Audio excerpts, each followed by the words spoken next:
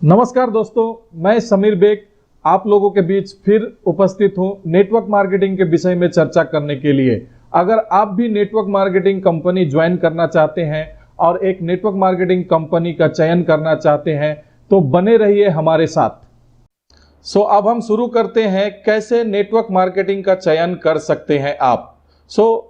आपको भी अगर नेटवर्क मार्केटिंग कंपनी ज्वाइन करनी है तो किसी भी कंपनी में ज्वाइन करने से पहले आपको 5P चेक करना बहुत जरूरी है। ये 5P क्या है? 5P में 5P आता है। सबसे पहला P है कंपनी का प्रोफाइल।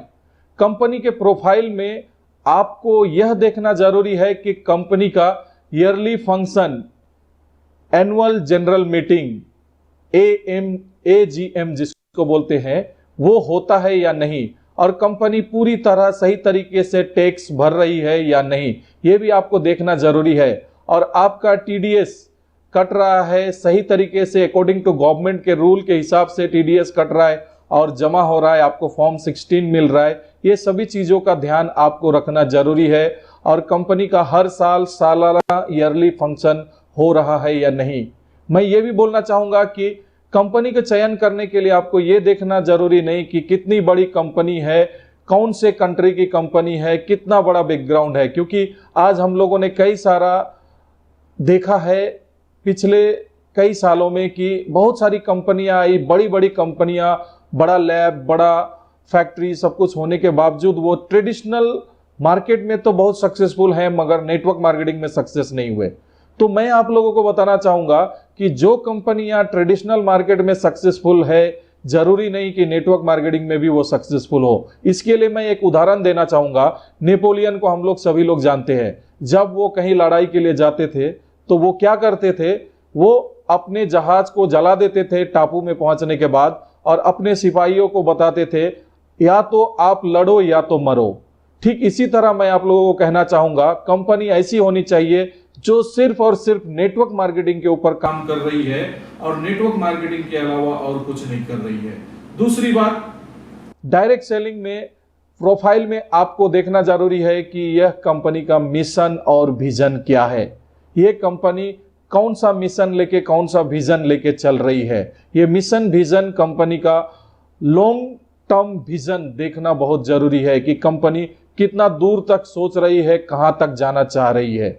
और साथ ही साथ दोस्तों, प्रोफाइल में आपको और एक चीज देखना जरूरी है कि जिस कंपनी में हम जुड़ रहे हैं उस कंपनी में जो भी अवार्ड, रिवार्ड, रिकॉग्नाइजेशन किया जा रहा है, वह चीज प्रूफ के साथ प्रिंटेड सक्सेस स्टोरी के रूप में हम लोगों के पास आ रहा है कि नहीं।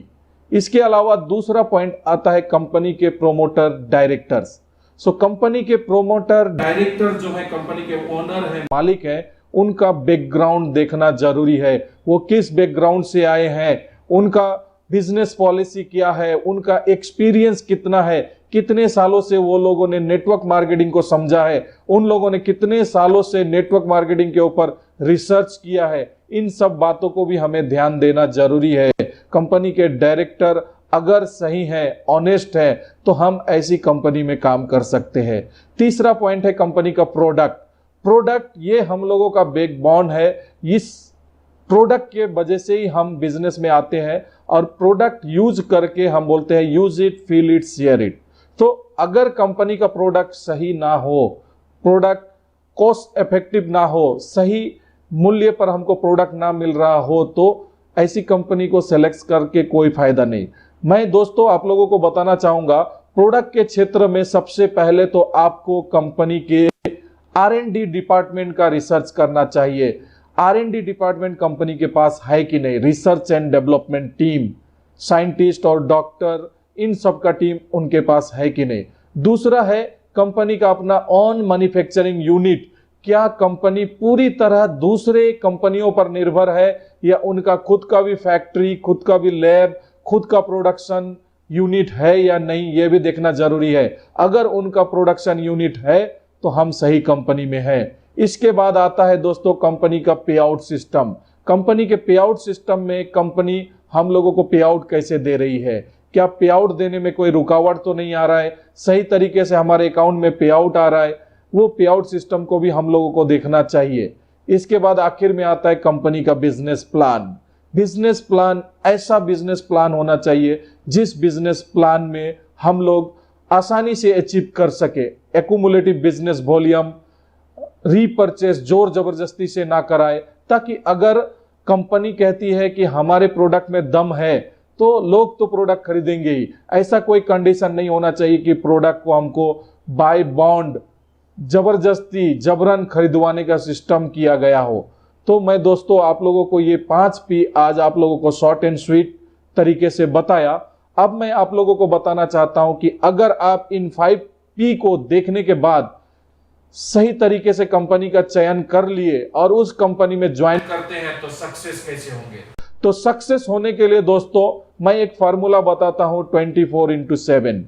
कम से कम आपको 24/7, ये मेरा फार्मूला डिफरेंट है। हर महीने का 30 दिन होता है, उसमें कम से कम 24 दिन आप अपनी कंपनी में दीजिए।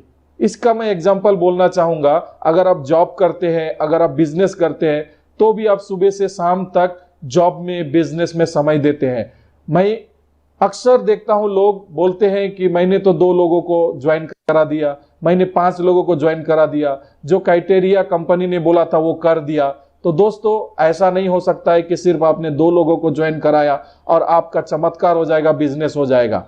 आपको ठीक जॉब में जैसे कंटिन्यू काम करते हैं, दुकान खोल के बैठते हैं, बिजनेस करते हैं, उसी तरह आपको कंटिन्यूअसली लगभग 24 महीना 2 साल आपको पूरी तरह कंपनी में सीरियसली लगना पड़ेगा। 2 साल मतलब 24 महीना, हर महीने का 24 दिन, हर 24 घंटे में आपका हर एक हफ्ते का 7 दिन 7 घंटे एवरीडे और 7 लोगों के साथ कम से कम आप प्लान कीजिए। और हर हफ्ते का मैं बोलूंगा कम से कम 3 लोगों को तो रिक्रूट जरूर कीजिए, हफ्ते में 3 लोगों को। और रिक्रूटमेंट के साथ साथ रिटेलिंग और प्रोडक्ट मूवमेंट पे भी ध्यान हम लोगों को देना जरूरी है। और इसके लिए जब भी लोग मुझे पूछते हैं, मैं एक चीज जरूर कहता हूं कि जिस तरह से आज अगर आपके घर में किसी की शादी है, भाई बहन या बच्चों की, तो आप क्या करते हैं, अपने संतान में, अपने रिश्तेदार में आप लड़की या लड़का नहीं ढूंढते हैं, रिश्तेदार के बाहर जाके आप ढूंढते हैं। जिनको आप कभी पहचानते नहीं थे उनके साथ आप विवाह योजना तैयार करते हैं। तो ठीक इसी तरह मैं नेटवर्क मार्केटिंग में भी कहता हूं कि अपने दोस्त रिश्तेदार के बाहर जाकर के जब आप अनजान लोगों से मिलते हैं, अनजान लोगों के साथ जुड़ते हैं, तब आपका बिजनेस और ज्यादा फलने फूलने लगता है, बढ़ने लगता है।